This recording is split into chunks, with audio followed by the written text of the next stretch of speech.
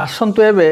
से वर्गाकार प्लॉट को जीवा आपण सब बेले निजुक जने वास्तुविद बोली भाबुथिबे ताहाले जाय किछि आइडिया आसीबो से जगह ऊपर को आमे जाई से प्लॉट बा भूमि रे आमे केते घर करि परिबा अधिक रु अधिक तार गोटे माप आनिबा मने करंतु उत्तर पटरे आमे 2.5 फुट जगह छाड़िले बाउंडरी वाल तांकर अच्छे बाउंडरी वाल भीतर पटु 2.5 फुट छाड़िले एपटे पूर्व पटरे बाउंडरी वाल भीतर पटरू आम 2.5 फुट छाड़िले दक्षिण पटरे बाउंडरी वाल भीतर पटरू आम 1.5 फुट छाड़िले एवं पश्चिम पटे बाउंडरी वाल भीतर पटरू आम 1.5 फुट छाड़िले एमती जगहटे नेले आमर भी वैदिक वास्तु हिसाब से टिके अधिका जगह छाड़िले तेणु ये भाया जगहटे नेले जगार माप भी आम नवा जगार माप नहीं ताकू नोट करके रखिबा गोटे नोट बुक लेकिन जाइथिबा नोट करके रखिबा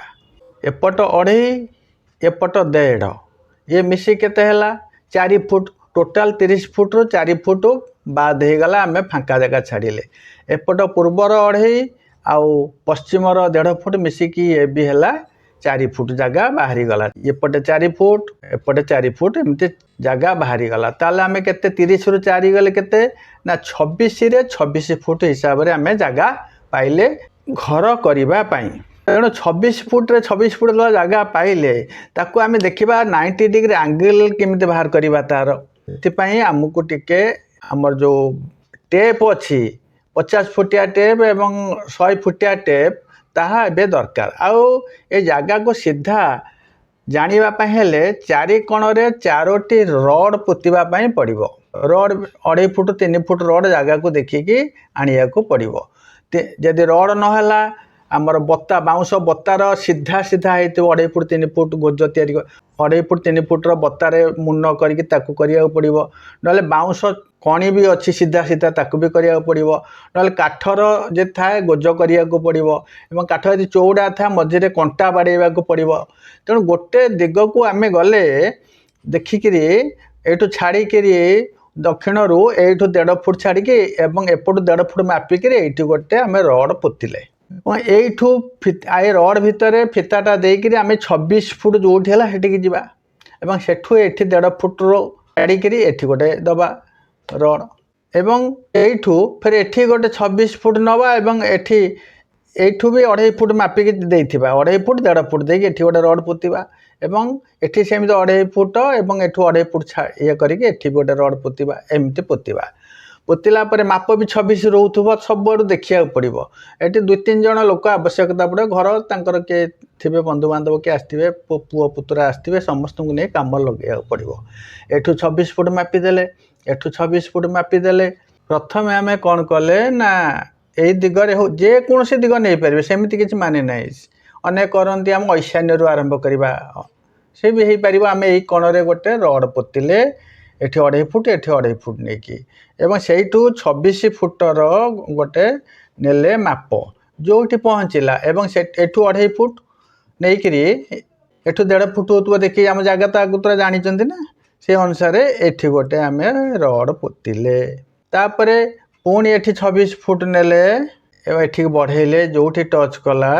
सेठी आमे गोटे रड पोतिले एवं आर कॉर्नर बाहर करिबा ए कॉर्नर टाको हमको बाहर करने को पड़ो ये 26 फुट हेले तार कॉर्नर प्राय 36 फुट 7 इंच समथिंग एमती आसीज आम से देखा ठीक करी फिता दरकार 2टा फिता निहाती दरकार ये फिता को देखिए आम यहाँ को ये कणरे कणरे एमती करके बाहर करदे ठीक आर पट सेमती नवा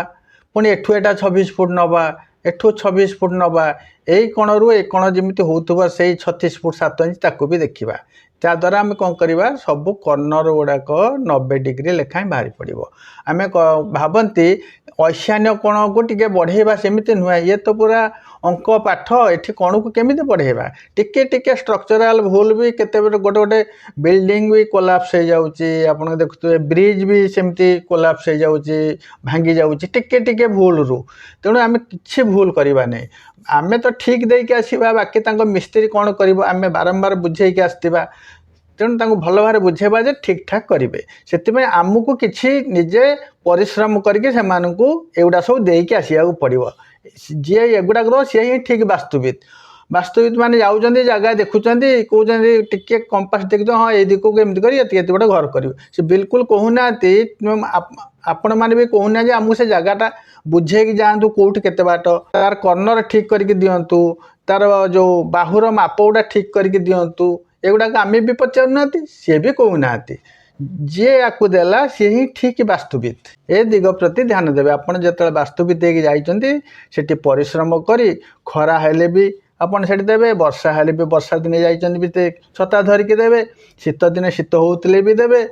କିନ୍ତୁ ଜାଗା ପରିଷ୍କାର ଥିବା ଦରକାର ଅନେକ ଜାଗାରେ ସବୁ ଝାଡ଼ା ଫେରିଥାନ୍ତି ଅସନା ଥାଏ କଣ୍ଟା ଗଛ ଥାଏ ସେଥିପାଇଁ ଆଗତୁରା କହିବେ ଏଗୁଡ଼ା ସବୁ ସଫା ହେଇଥିବା ଦରକାର ହେଲେ ସିନା ଆପଣ ଯାଇକି ଖୁସିରେ ଦେଇପାରିବେ ନହେଲେ ଆପଣ ବି ଦେଇପାରିବେନି।